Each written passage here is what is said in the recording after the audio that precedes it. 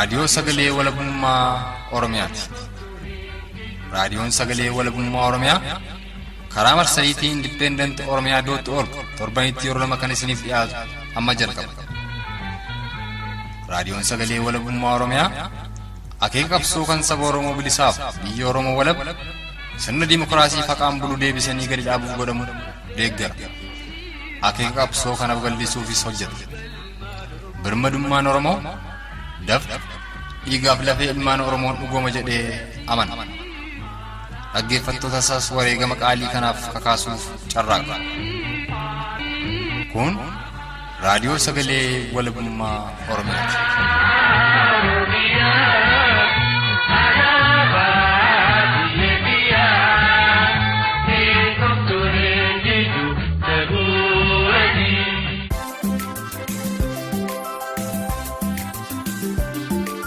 Nagaan keenya bakkuma irraa nu caqasaa jirtan cufattuu isin haa ga'u. Dhaggeeffattootaaf hordoftoota raadiyoo sagalee walabummaa Oromiyaa jaallatamoo babaarottoolee. Kun ogaanus uumaan faroonuuf qajeelchinaan sagantaa tamsaasa kallattii raadiyoo sagalee walabummaa Oromiyaa dilbata Gurraandhala bultii 9 bara 2020tiin haala amtuu duguuggaa sanyii mancaafama qabeenyaa loltoota poolisootaa fi qaamota badii mootummaan kuneeffataan impaayera Itiyoophiyaa yeroo ammaatti Koloneel Abiyyiin durfamu gara kibba Oromiyaatti bobbaasuun konyaalee gujii lamaan keessatti ittiin Oromoo obbaasaa jiruun walqabatee miidhaa tibba kana ga'e kan Oromticha gamasiirraa odeeffannee fi tarkaanfii waraanni bilisummaa Oromoo WBO'n loltootaa fi poolisoota mootummaa kuneeffataa impaayera Itiyoophiyaa konyaa gujii ba'aa fi lixaa keessatti Oromoo gidirsaa jiran irratti fudhataa jirus kan miseensaa fi qondaala waraana bilisummaa Oromoo WBO Gameessa tokkorraa odeeffannes qabannee dhiyaanneerra. Kanattis dabalataan duguuggaan sanyii lixa Oromiyaa kibba Oromiyaa fi giddugaleessa Oromiyaa honoota lixa tuulamaa muraasa keessatti geggeeffamaa jiru kun gara Konyaa Bunnoo Beddelleettis tarkaanfatuudhaan baatii darbeerraa qabuudhaan aga ammaatti Oromoonni hidhamaa jiru qabeenyi isaanii barbadaa'aa jiraatus dhageenye gamasitti bilbillees kan odeeffanne qabannee dhiyaanneerra. Turtiin keessan haga xumura sagantaa keenyaatti nu faana haa ta'uuf kan isin hawwannu. Ana Tiikii Dhugaasaaf Gulaalaa Suur Sagalee Mo'aa Buubaatii dhiyaadhaa.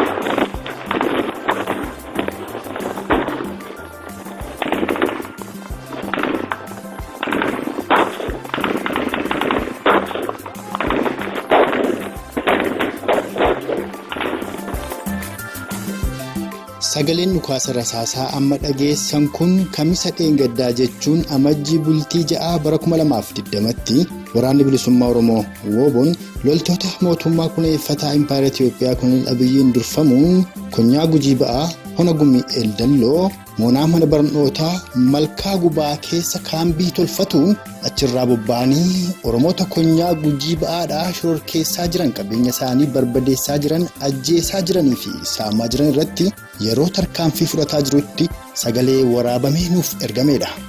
Haala tarkaanfiin sun itti fudhatamee fi dabalataanis tarkaanfiileen wal fakkaatuun konyaa gujii ba'aa fi lixaa keessatti yoom eessatti haala kamiin fudhatame ka jedhuuf miseensaa fi qondaala waraana bilisummaa Oromoo Gameessa waliin marii taasifne keessatti deebifnee kan isiniif dhiyeessinu ta'a. Jalqaba irratti duguuggaa sanyii qindaawaa fi gubachuu bosona Oromiyaa Konyaa Bunnoo Beddellee keessatti argamuu qoratuuf gamasitti bilbilee odeeffannoo gabaabaa Oromticha tokkorraa arganne isin dhageessisuun sagantaa keenya aanfannaa itti dhiyaadhaa.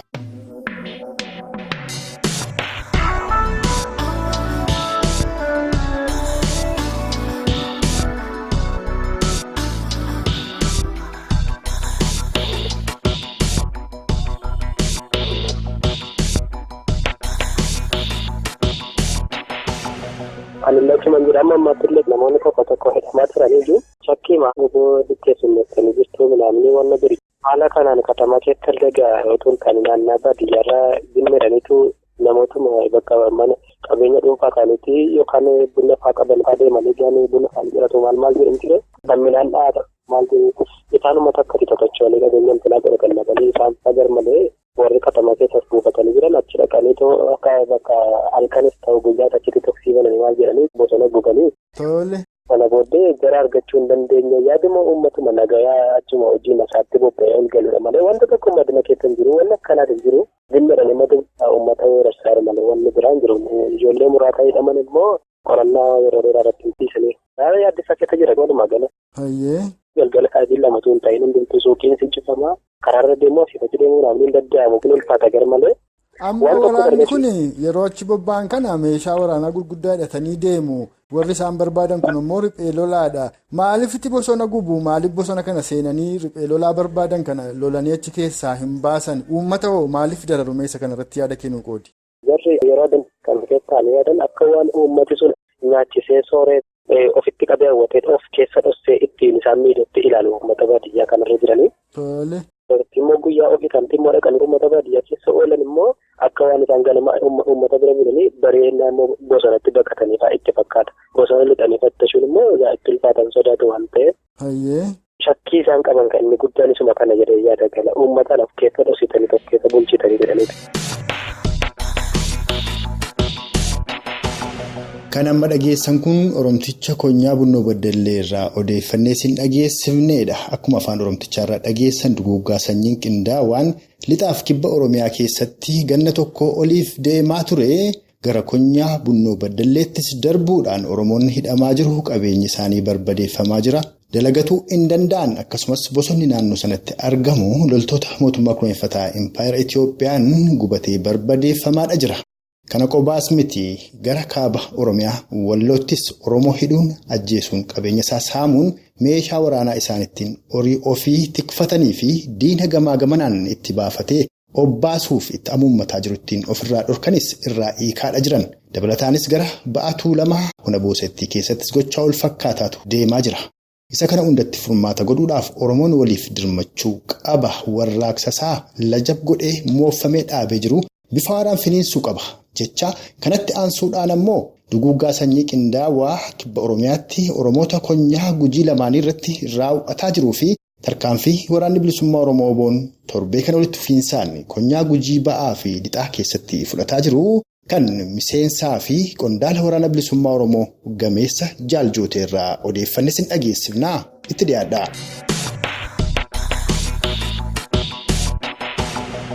Akkuma yeroo garaagaraatti dhimma sochii waraana bilisummaa Oromoo WBO akkasumas haala waliigalaa Oromoo fi Oromiyaa irratti sin mariisifnee yaada keessan uummata Oromoon ga'aa turre irratti sinittan deebi'ee miseensa akkasumas qondaala gameessa waraana bilisummaa Oromoo WBO afeerraa raadiyoo sagalee walabummaa Oromiyaa simattee nu argamuu kee fi maqaa dhaggeeffattoota keenyaan guddoon si galatoomfadha. Tole isinis maqaa waraana bilisummaa Oromootiin galata qabdanii. Uummata keenya sagalee ta'uun rakkoo uummata keenya irra ga'u yeroodhaan jala buutanii hordoftanii gurra hawaasatiin ga'uu keessaniif isinillee galata qabdan. Hayyee kallattumaan gara marii keenyaatti seenna akkuma yeroo garaagaraatti dubbataa turre lixaa fi kibba Oromiyaatti akkasumas gara Walloo fi amma immoo dhiyeenya kana Konyaa Iluu Abbaa Bunnoo Beddellee Karrayyuu keessattis labsiin yeroo muddamaa kun labsameetu uummanni Oromoo giriirfamaa jira qabeenyi isaa gubataa jira hidhamaa jira gama biraan waraanni bilisummaa Oromoo Konyaalee Oromiyaadhaa keessa socho'u hunduma keessattuu uummata Oromoof qaqqabee waraana diinaa kana uummata Oromoo irraa aleelaa akka inni jirutu dhaga'amaa jira meegaa waluma duraa duubaan itti deemna marii keenyatti jalqaba irratti waraanni mootummaa kunuunfataa Impaayera Itiyoophiyaa Koloneel Abiyyiin durfamu kan gara Konyaa Gujii lamaaniif Booranaatti bobba'ee jiru kun torban kana maal gochaa jira isa kanarraa nu ka'itii garammoo dirmannaa waraanni bilisummaa Oromoo WBO'n uummata Oromoof taasisaa jirutti tarkaanfanna. Egaa akkuma argaa jirtanii waraanni goolessituu kuni gochaa lixarratti raawwatee amma gallatti kanattis fuula deeffachuudhaan Gujii lixaas Gujii bahaa keessattis egaa akkuma qaraayyuu inuma ture ammallee bifa addaatiin akka Wallagga itti deemaa turetti deemsisuudhaaf garanatti fuulleffatee kanaaf egaa waraanni keenyas kaachi keessa socho'u keessaa Gujii bahaa keessa socho'u guyyaadhaaf 4/2020 godina Gujii bahaa aanaa Gumeel Dalloo mana barumsaa Siin buufattee jirtu tokko irratti haleellaa baneen loltoota diinaa gara nama 9 battalumatti ajjeesee 20 ol immoo yoo madeessu achi keessaa baqattee gara nama 30 kan ta'u galaanatti duuddee guyyaa kaleessaaf guyyaa dheengaddaatti reeffa nama 13 galaana keessaa baasanii egaa tarkaanfii ajaa'ibaa irratti fudhachaa jira. Achumatti guyyumsana kaambii dhaattuu san jiru keessa immoo birmannaaf kan dhuftee ishii irratti illee hattee hidhuudhaan battalatti nama 4 keessaa ajjeese nama 15 ol keessaa madeesse bifuma wal fakkaatuun egaa dhaabbannee guyyaa kaleessas daawwissuudha. Halkan gara naannoo sa'aatii 9tti ganda bobbaa jedhamu keessatti kaambii tokko weeraruudhaan nama 20 keessaa ajjeese 17 madoo godhee jeneraala tokko. Gumii eeldallooti tarkaanfiin lammaffaan edda galgalaa kunis moo kan hona kamiiti? Gumii eeldalloo ganda bobbaa jedhamu keessatti aanuma gumii eeldallooti gujiidhuma bahaa keessatti. Hayyeegaa tarkaanfiin torbee kana fudhatame yoo xiqqaate konyaa gujii ba'aa fi lixaa akkasumas boranaa keessatti yeroo 7-8 ta'a gammaatti lamarraa nu kaafteetta kanaaf isismee itti fufi. Edaa kan keessatti jeneraalli tokkoon jira biyyoonni 200 keessa jiranii isa kan ammaaf maqaa isaanii hin arganne yeroo biraatti egaa irra deebi'ee qulqulleeffachuun si danda'a. Gujii lixaa keessattis guyyaa dheengaddaa gaafa 5 jechuudha. Fulaa aanaa qarcaa keessatti humna goolessitu uummata goolaa jirtu irratti tarkaanfii fudhatee nama 4 keessaa ajjeese 7 madoo godhe. Egaa tarkaanfii walirraa hin cinne torbee kan keessa fudhataa ture. Walumaa galatti gara nama 30 yoo gara nama 42 madoo hojiin ala ta'eeraa jechuudha torban kana keessa. Hayyeegaa horii bulii tarii odeeffannoodhuma qabatamaatti ammaaf harkaa qabduudha malee gama keessaatiin dhaamsi nu ga'aa jiru kan ajjeefamanis itti dabalee kamadaaniif meeshaan waraanaa gurguddaan waraanni bilisummaa Oromoo boon gara kibbaa kana keessa socho'u hiikkate danuu akka ta'e odeeffannoo qabna gaa isa kana fuulduras nus odeeffannee uummata Oromoo dhageessisuu itti fufna gama uummataan miidhaa akkamii qaqqabaa jira tarii waan itti dabaltu yoo qabaattayyee. Egaa gara uummataatiin rakkoo guddoodha uummata nagaa irratti kan ishiin xiyyeeffattee uummata nagaa baay'ee rakkisaa dararaa jirti. Amma guyyaa dheengaddaa jaarsa gannaa 70 nama haroo goollicha caroo nama jedhamu gaala keessaa fuutee ajjeeftee awwaaltee maatiidhaan kun boolla waraabessaa keessatti awwaallee dhaqaa fudhadha jettee maatii akkasitti dararaa jirti. Bifuma wal fakkaatuun. Eessatti gaa kun amma jaarsa ammaa kana jaarsa Oromoo ganna 70 eessatti ajjeesan? Achum gumii eeldallooti fulaa guyyaadhuma dheeraa tarkaanfiin itti fudhatame kana irratti rasaasatti roobsitee ajjeesu. Hojii akkanaati egaa kan raawwatamaa jiru akkan callaa miti egaa gujii lixaa keessattis bulchaan godinaa Abarraa Bunoo jedhamu uummatarra naanna'uudhaan paartii keenya paartii bilisiginnaa gula dhaabbadhaa isa filachuu qabdanii buusuu qabdanii jechuudhaan guyyaa dheengaddaa kan keessa magaalaa keessa naanna'uudhaan uummata akkasiin dararaa jira. Maallaqa gadi hin dhiyaanne guurrachuu jiran jechuudha. Amma aanaa bulee horaa keessatti guyyaa dheengaddaa magaalum keessa naanna'anii poolisoota magaala keessa naannessanii uummata sodaachisuudhaan abbootii qabeenyaa suuqirra naanna'anii birrii 1,000 haga 2,000 irraa guuraa ture.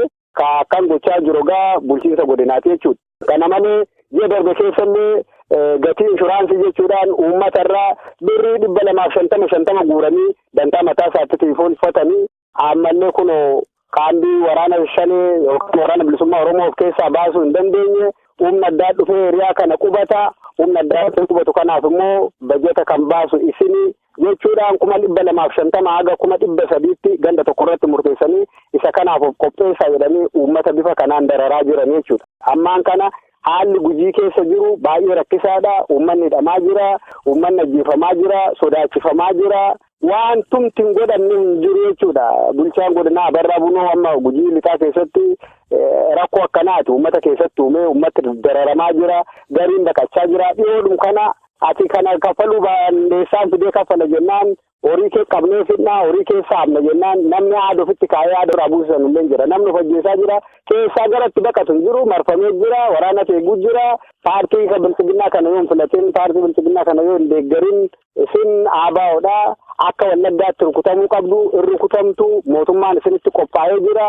Kanaaf baajata isintu baasa fi humna kana baasuu danda'u waraana mootummaa amma humna addaa leenjisee fidee as qubsiisa. Mootummaan baajata ramaduuf hin qabu jechuudhaan ganda irratti 250 haga 300 ramadanii bifa kanaan irraa guuraa jiran jechuudha. Hagammaatti gara gandoota 3 guuraniiru guyyaa darbee amma yaadannoon of harkaan qabne malee yeroo biraatti deebinaan fulaarraa guuran namoota hiraarfamne akkasiirra ga'ee cufayyuu tokko tokkoon siin kennuu hin danda'a jechuudha. Haala mootummaan keessa jiru guutummaan guututti uummata Oromoo irratti xiyyeeffatee duguugiinsa sanyii akka milishaa Sudaan kaan akka jaanjaa walitti waraana seeraaf hokkuu hin qabne, waraana safuu hin beekne, waraana naamusa hin qabne uummatatti gadhiisanii uummatum dhaabbanne jedhan uummatum keessaa dhalatanitti tarkaanfii gochaa suukaneessaa gochaa ammeenyaa raawwataa jira jechuudha mootummaan ammaan kana waraanni isaa.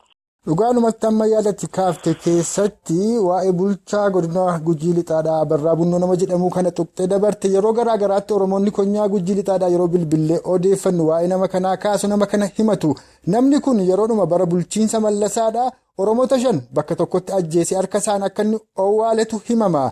Duguuggaa sanyiidhaan itti fufiinsaan ganna lamaan kana Oromoota Gujii irratti raawwataa jiru olaantummaadhaan kan keessatti hirmaataa jiru Oromoonuma Gujii kanaayyuu balbalaan addaan qodee kan wal aasisee fi mana isaanii kan walirratti gubsiiseef kan gube Birraa Bunnoo ta'uudha kan Oromoonni himataadha turan dhimmaa qabeenya saamuu fi maallaqaa immoo hona galaana Abbayyaa akkasumas gandeenii fi onoota Konyaa Gujii Lixaa garaagaraa keessatti aga qarshii 300,000 itti muranii erga guuruu jalqabanii baatii 3 guuteera sanas ammoo waraanni addana qubatee jiru kan isin eeguu fi kan shiftaa rukutuudha mootummaan baajata dhabe waraana kana kan nyaachisuu qabu isinii jechuudhaan uummatarraa maallaqa guddaa akka inni guuretu himama. Egaa amma kana erga kaafneeti akka waliigalaatti amma rakkoo Oromoof Oromiyaa mudataa jiru kanaaf furmaanni maalii jetta Oromoottoo maal dhaammatta tarii akka Oromoon olii dirmatuufi.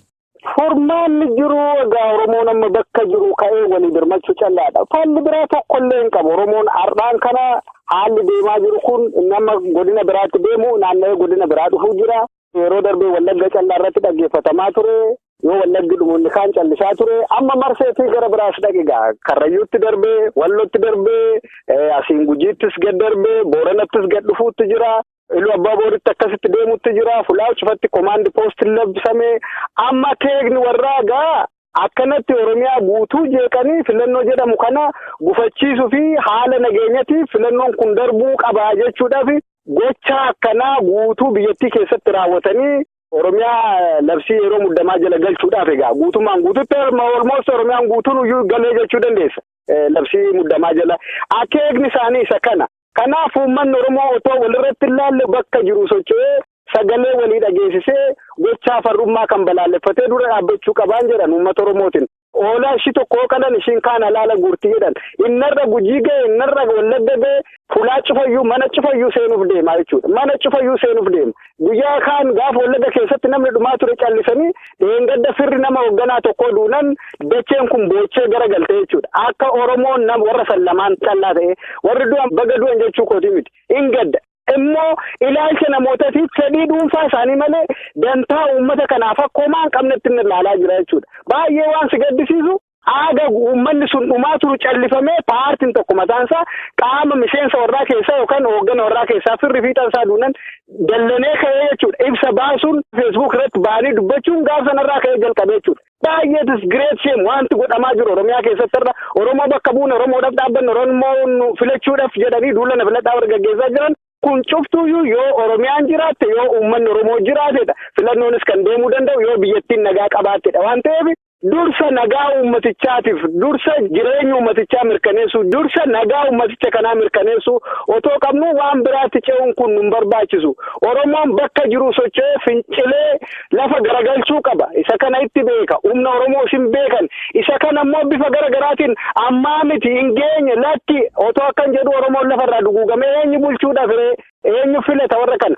Kanaaf uummanni Oromoo kanaaf otoo gurran kennin bakka jiru socho'ee olaantummaa isaa mirkaneeffachuu fi mirga isaa kabachiifachuu qabaan jedhu. Ulfaadhu ergaa egaa waa'ee filannoo kaafte akkasumas immoo akka Oromoon waliin dirmanneef yeroo itti karaa cufanii yeroo itti immoo uggurrii geejjibaa geggeessan yeroo itti hiriira ba'an miti kan jedhamu deemaadha turetis tuxxee turte. Haa ta'uti guyyaa lamaan kana kan dhaga'amaa jiru miseensa paartii KFO ka ta'e obbo Jawaar Mohammadirraa warri seegan yookaan waardiyoonni isaa mootummaadhaan irraa kaafamee ka jedhuun bakka garaagaraatti namoonni mormii dhageessisaa jiran jiru. Haala garaagaraan jechuudha sooshaal miidiyaa irratti ta'u miidiyaa garaagaraatiin. Haa ta'uti namoonni gariin immoo kan isaan jedhanii mootummaan kan inni kana godheef akka uummanni warraaqsa eegaluu fi uummatni immoo warraaqsa yoo eegale guutuu Oromiyaatti labsii yeroo muddamaa labsuu akka biyyaattis labsuudhaan filannoo sana dabarsee abbaa irrummaa isaa sirriitti mirkaneeffachuudhaaf kan inni deemaa jirudha. Mootummaan akka warraaqsi ka'uu barbaada. Kanaaf hireen uummata Oromoo kan inni murtaa'u filannoodhaan sagalee isaan ta'uu qaba. Kanaaf inni dhumee kaan callisee filannoo eeguu warra jedhantu jira. Ati immoo kun hin ta'u Oromoon du'a walirratti eeguurraa yoo Oromoon jiraatetti jaarmiyaan siyaasaas jiraata Oromiyaanis jiraatti uummanni warraaqsa kaasuu qabaa jetta. Jalqabuma isaa immoo ajajoonni waraana bilisummaa Oromoo bosa ta'u miseensonni filannoon kun hin jiru. Mootummaan kun duruma abbaa irree ture. Filannoon gaggeeffamus immoo akka hin jirretti kaasaa turtaniittu. Isa ammatti gaa uummanni ka'ee warraaqsa isaa finiinsuu qaba jedhuu fi isa immoo qaamonni garaagaraadhaa uummanni calliseedhuma taa'uu qaba. Filannootu murteessa dhimma Oromoof Oromiyaa isa jedhan kan attamitti ilaalta? Obboleessa kiyya filannoon kan jiraatu yoo uummanni kun jiraate uummata kan bakka buunee dorgomna uummata kanan nu filata yoo jedhame nagaan uummata kanaa eegamuu qaba. Duulli irratti labsameedhaa dhaabbachuu qaba. Otoo gara biraatti tokko hin ceene isa kana irratti dubbachuu qaban. Kanaaf aga filannoon kun ga'utti uummanni keenya haadhumu jechuun hiikaa biraan natti kennaa jechuudha. Dhumaatii goomuu miti. Qabeenya gubata, namatti ajjeefama, namatti hidhama, istiila gammaatti hidhamaa jira. Wanti miseensa dhaabaa jedhame cuftuyyuu godinaalee Oromiyaa cufa keessatti hidhamaa jira jechuudha. Namni silaa hin dorgoma, namni filannoo kan qindeessa jedhamu godinaalee Oromiyaa guutuu keessatti hidhamaa jira. Isa dhamuu miti immoo waraanni irratti labsamee guyyaadhaan namni du'aa jira jechuudha. Namni tokko lamaan du'aa hin jiru. Jumlaan fulaa tokkotti dhumaa jira. Man tokko keessaa nama 2-3 ajjeesaa jiran. Isa kana haa callifnu, isa kana haa dhaggeeffannu jechuun inni kun uummata kanaa waa dantaa tokko dhabuu nama agarsiisa jechuudha. Akkamiin ta'a? Uummanni naanni kaan numunni gara biraattis deemutti jira. Gara san dadhabsiisanii gara takkaan hin dhabnetti humna takkaan sochoonetti deemanii isa san okkaamsanii fixaa jiran.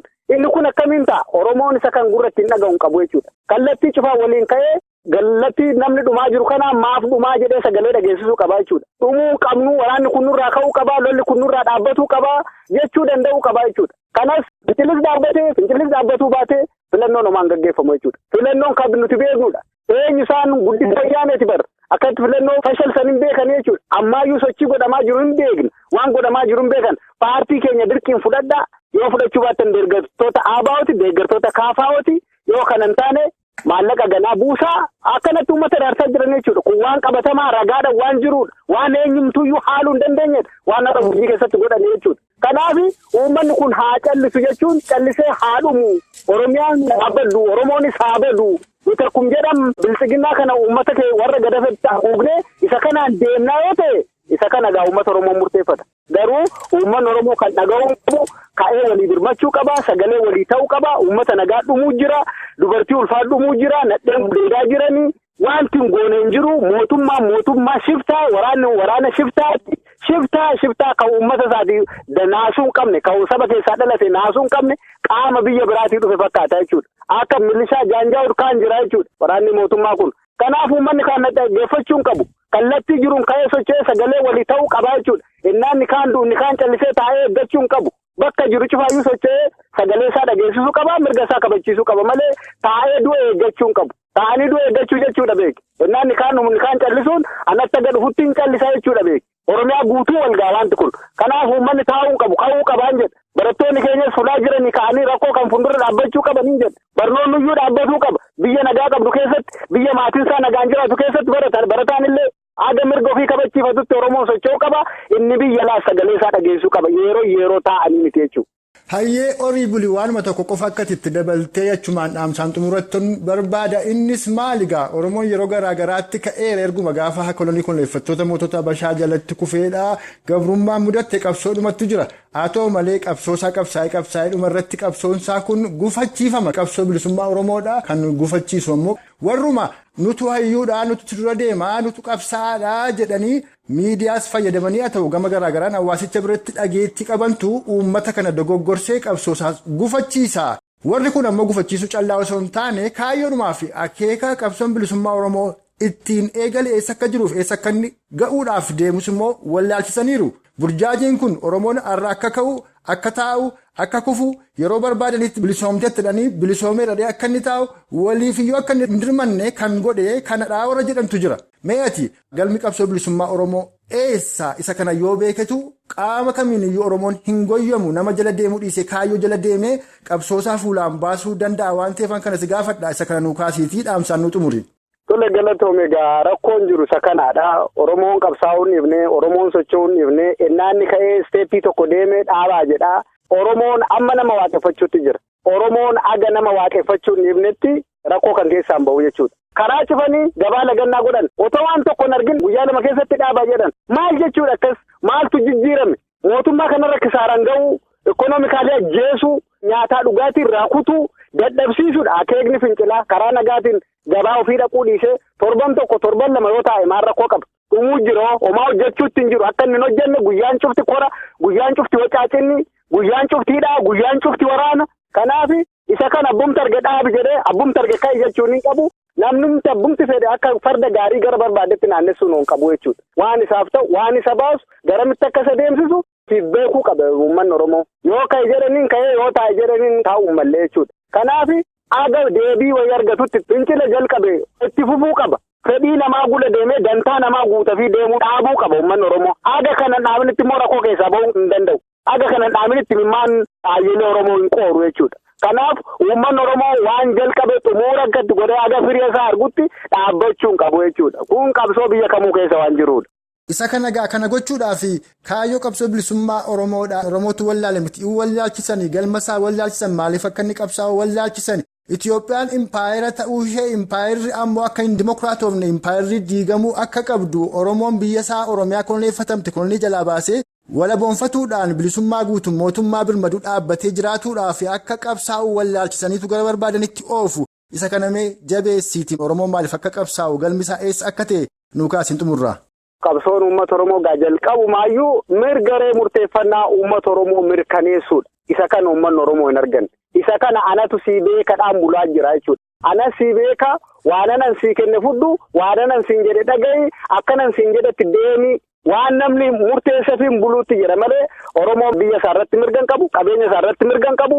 Kanaaf aga mirgaree murteeffannaa uummata Oromoo kabajamutti aga Oromoon bilisa ta'ee biyya isaa keessatti sodaaf siqiqqii malee jiraatutti biyyattiin kun nagaa argachuu hin dandeessu imimmaan Oromoo qoruu hin danda'u. Aga sirni kun hin diigaminitti impaayerittiin kun diigamtee sirni uummataaf ta'u ka uummanni jaalatu ka uummanni ofiin filate aga gadi hin dhaabbatinitti biyyattiin kun guyyaan ishiin nagaa argattu hin dhufu. Keessumaa immoo Oromiyaan aga impaayerri kun hin diigaminitti nagaan argattu impaayera kana jalattis jiraachuu hin dandeessu. Uummanni Oromoof kanaaf qabsoo gochaa ture ilmaan Oromoof kanaaf qabsaa'aa turte malee. Itoophiyaa dimookiraasessuudhaaf miti. Itoophiyaa dimookiraasessuudhaaf iyyuu beeku uummanni Oromoo fi itti amanuu qaba. Itti namanni hagammaatti itti namanni. Itoophiyaan ka Oromoo miti. Itoophiyaan Oromoo akka qaama ishiitti takkaa fudhattees hin beektu gara fuulduraatti illee hin fudhattu dandeesse. Kana gochaa isaanirraa argaa turre jechuudha. Har'a jaarraa 21ffaa irratti akka jaarraa 16 yaadaa jiran ammallee. Kanaaf aga mirgaree murteeffannaa uummata Oromoo hin kabajaminitti aga impaayerri kun hin diigaminitti biyyattii kan keessatti nagaan hin jiru uummanni Oromoos ilmaan Oromoos kanaaf du'aa turte ammallee kanaaf du'aa jirti. Kanaaf namni abbaan arge burjaajessuun qabu jechuudha. Fedhii mataa isaatii guuttachuuf dantaa mataa isaatii guuttachuudhaaf abbumti arge lafaa ka'ee uummata Oromoo gara ofii barbaadetti oofuun qabu kana booda. Oromoon nama waaqeffachuu dhiisuu qaba jechuudha. Waan isaaf ta'u ofii isaatiif beekuu danda'uu qaba. Kanuman jedha uummata Oromootiin. Toora bulaa fayyaa ta'aa nagaan naa tula.